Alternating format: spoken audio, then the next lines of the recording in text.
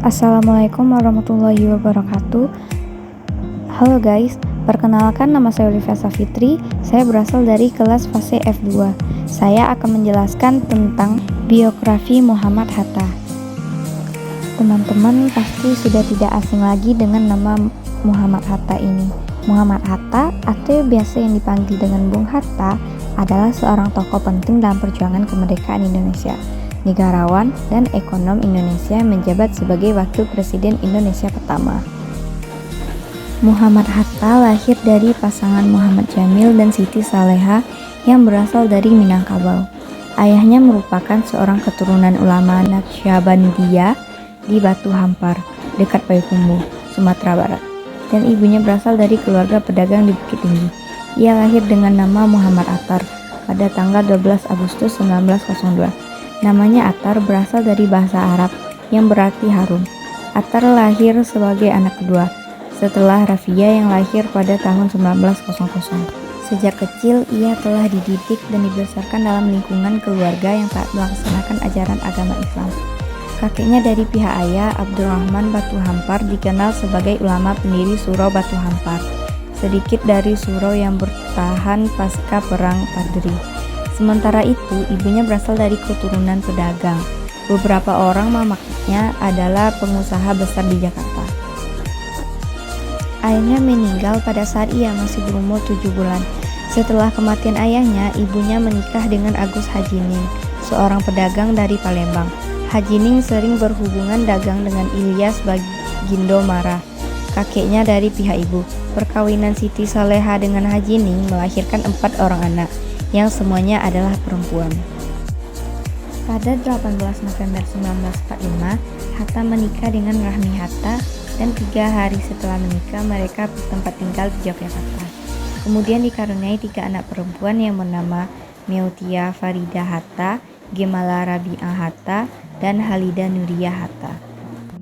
Muhammad Hatta berperan penting sebagai wakil presiden dan peran pasca kemerdekaan. Ia dikenal sebagai tokoh ekonomi yang cerdas dan bertanggung jawab dalam merumuskan kebijakan ekonomi yang berpihak pada rakyat.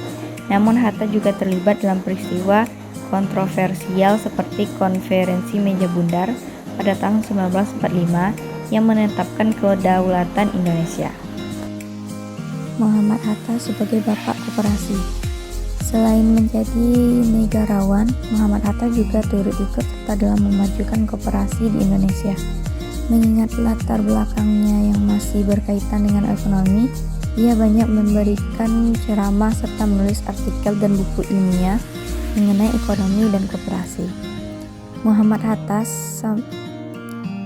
Hatta sempat menyampaikan pidato di radio dalam rangka menyambut Hari Koperasi pada tahun 1951. Salah satu pemikirannya tentang koperasi tertuang dalam buku Membangun Koperasi dan Koperasi Membangun yang diterbitkan pada tahun 1971. Gelar Bapak Koperasi ini diterima oleh Muhammad Hatta dalam Kongres Koperasi Indonesia di Bandung pada tahun 1953. Meskipun Muhammad Hatta disebut sebagai Bapak Koperasi Indonesia, beliau bukanlah pelopor yang mendirikan koperasi di Indonesia.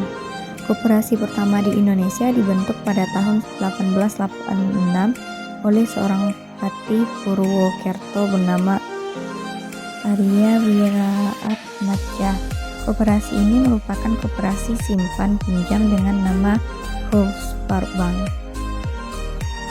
Muhammad Hatta mengundurkan diri dari jabatannya sebagai Wakil Presiden Indonesia pada tahun 1956. Selanjutnya, Hatta menambah penghasilan dari menulis buku dan mengajar. Beliau kemudian jatuh sakit pada tahun 1963 dan dibawa ke Swedia untuk perawatan. Setelah dirawat di Rumah Sakit Cipto Mangunkusumo selama 11 hari, Muhammad Hatta menghembuskan napas terakhirnya pada 14 Maret 1980. Beliau dimakamkan di TPU Tanah Kusir, Jakarta dengan upacara kenegaraan yang dipimpin oleh Wakil Presiden Indonesia pada saat itu, yaitu Adam Malik. Berkat jasanya yang luar biasa dalam mewujudkan kemerdekaan Indonesia, Muhammad Hatta ditetapkan sebagai pahlawan proklamator Indonesia oleh Presiden Soeharto di tahun 1986. serta ditetapkan sebagai pahlawan nasional pada tahun 2012. Oke guys, segitu dulu video dari saya. Thank you.